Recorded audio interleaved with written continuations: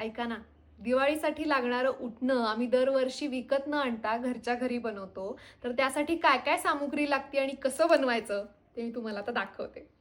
बाबांनी आयुर्वेदिक औषधं जिथे मिळतात तिथून या पावडरी आणल्या आहेत. कपूर कचरी घेते थोडी. कचोरा आहे, याचा खूप छान सुगंध येतो.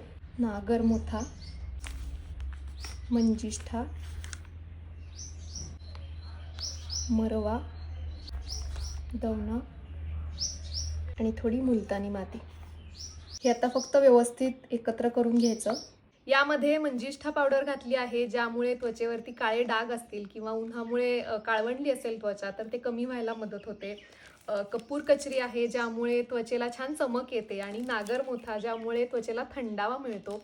त्याचबरोबर तुम्ही या उटण्यामध्ये बेसन किंवा तांदळाचं पीठ घालू शकता, मसूर पीठ घालू शकता, चंदनाची पावडर, त्यानंतर वाळ्याची पावडर आणि तुम्हाला जस्मीन किंवा गुलाब यातला कुठला छान सुगंध आवडत असेल तर त्याची पावडर सुद्धा तुम्ही त्याच्यामध्ये घालू शकता.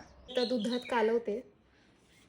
अतिशय मुलायम आहे आणि थंड वाटते एकदम. तुमची दिवाळीची तयारी कुठपर्यंत आली आहे कमेंट करून सांगा.